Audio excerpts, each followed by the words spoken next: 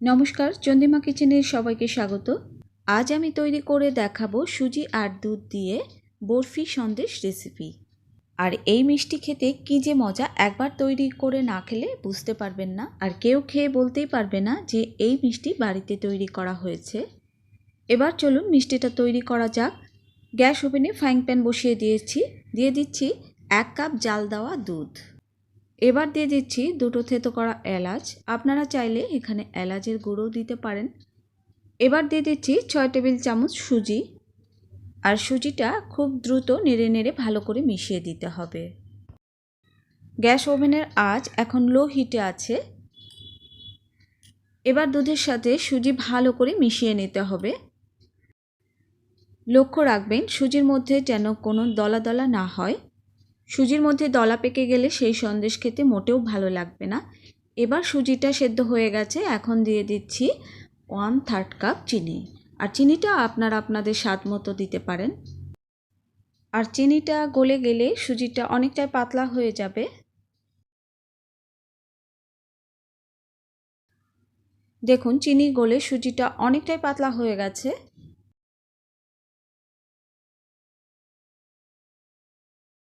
এবার দিয়ে দিচ্ছি 2 টেবিল চামচ ঘি, এতে সন্দেশের টেস্টটা আরও বেড়ে যাবে। গ্যাস ওভেনের আঁচটা এখনও লো হিটে আছে, আমি কিন্তু হাই হিটে করছি না। সব কিছু যখন ভালোভাবে মিশে যাবে তখন দিয়ে দিচ্ছি 1 কাপ গুঁড়ো দুধ। আর গ্যাস ওভেনটা এখন আমি বন্ধ করে দিয়েছি। দুধ আর সুজি ভালো করে মিশিয়ে দিতে হবে খুব তাড়াতাড়ি, তা না হলে দলা পেকে যেতে পারে। যেহেতু আমি একাই ভিডিও করি তাই আমি গ্যাস ওভেনটা বন্ধ করে নিয়েছি। আপনারা চাইলে লো হিটে রাখতে পারেন। এবং সব কিছু ভালোভাবে মিশিয়ে নিতে হবে। আমার চ্যানেলে আরও অনেক মিষ্টি রেসিপি আছে, আপনারা চাইলে দেখে নিতে পারেন। সব কিছু ভালোভাবে মেশানো হয়ে গেছে, এখন গ্যাস ওভেনটা আমি জ্বেলে দেব। এখন আমি ততক্ষণ জাল করে নেব যতক্ষণ মিশ্রণটা প্যানের গা ছেড়ে না আসছে। দেখতেই পাচ্ছেন যে মিশ্রণটা প্যানের গা ছেড়ে দিয়েছে। আরও 2 থেকে 3 মিনিট আমি মিশ্রণটা জাল করে নেব। খুব কম সময়ে কম খরচে এই মিষ্টিটা তৈরি করা যায়, আর খেতেও ভীষণ মজা।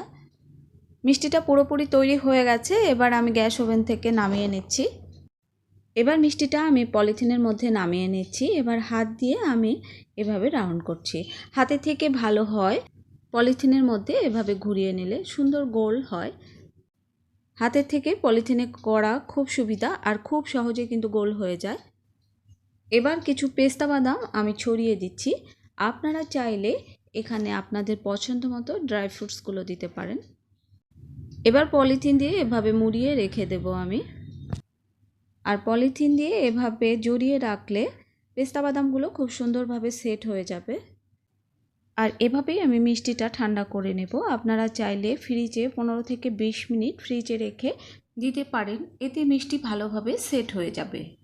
20 মিনিট পর আমি ফ্রিজ থেকে বের করে এনেছি। এবার আমি সন্দেশগুলো কেটে নেব। আপনারা আপনাদের পছন্দ মতো কেটে নিতে পারেন। আর দেখুন কত সুন্দরভাবে পেস্তা বাদামগুলো সেট হয়ে গেছে। এবার আমি পিস পিস করে কেটে নেব। এভাবে আমি সবগুলো মিষ্টি কেটে নেব। সবগুলো মিষ্টি আমার কেটে নেওয়া হয়ে গেছে। এবার একটা মিষ্টি আমি ভেঙে দেখাচ্ছি। আর এই সন্দেশ তৈরি করা খুব সোজা, যে কেউ তৈরি করতে পারবেন। আর দেখুন সন্দেশটা দেখতে কতটা লোভনীয় হয়েছে আর কতটা সফট। সবাই সুস্থ থাকুন, ভালো থাকুন। আবার দেখা হবে অন্য কোনো নতুন রেসিপি নিয়ে।